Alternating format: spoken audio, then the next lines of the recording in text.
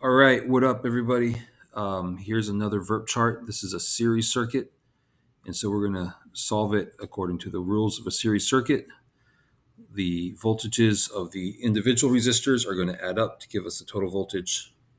The currents are going to all be the same, and then the resistors are going to add up to give us the total resistance. Power is going to add up to give us the total power.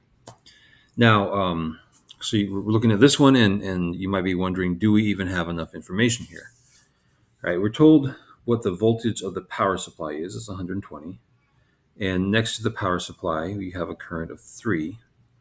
We have 3 resistors, but we only know the resistance of 2 of them. So we have this row here of resistor 3, which is completely unknown to us, but we'll see if we can figure out what it is. Okay, so how can we solve this? What can we do right away to get this started? Well, we notice that we have 2 numbers in the same row, which always means you can find a third.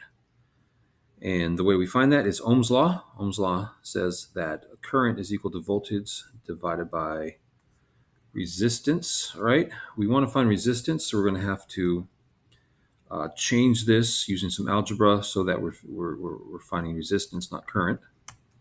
So we'll flip that around. And if you're confused how I did that, I have a video on Ohm's law. Go ahead and watch that, and it's explained in more detail. But resistance is equal to voltage divided by current. So we have 120 divided by 3, and that gives us 40. Okay. So can we do anything with that 40 to help us find some more numbers? And the answer is yes. All right. So we're only missing one resistor. We know that the total resistance has to be 40. The first 2 resistors are 10 and 20. So you put those numbers here, and we're only missing one number, and then whenever you're only missing one number, you can solve for it somehow. So 10 and 12 on the left side equals 22. We're going to have to subtract the 22 from both sides to get R3 by itself, is what we want to do. So on R3 is left on the left side, and on the right side is 40 minus 22, which is 18. Okay, so now we have all the resistors. All right, what else can we do? Well, we don't know anything about the voltage or power, but we do know that the current has to be the same everywhere. So those are all 3s. If the current is 3 amps, near the power source is also going to be 3 amps anywhere in that loop.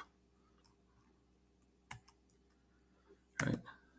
Now we have I's and R's. We have two numbers in each row. So we're going to multiply those together to get voltage according to Ohm's law. All right, so 3 times 10, 12, and 18 give us 30, 36, and 54. And just as a check, whenever you see this, add these up. You get 30 plus 36 is 66 plus 54 is 120. All right, so that lets us know we're on the right track. All right, so now the only thing left we have to do is find the power. Power is equal to voltage times current, V times I. So multiply all those together, and that will give you the power. Now, as a check, we're going to go ahead and add up these powers, because remember, these powers are the power of each resistor, how much energy it's using every second. And so the total for the whole circuit should just be these numbers added together. And if you add those numbers together, you would get 360, right? And so this series circuit VIRP chart works out. We've completed it. All right, thanks for watching. If you wanted help with another VIRP chart, maybe they didn't give you the exact same combination of starting points, you can click on one of these videos, and maybe that example is closer to the one that you're dealing with. All right, hopefully this helped, and I'll see you all in the next video.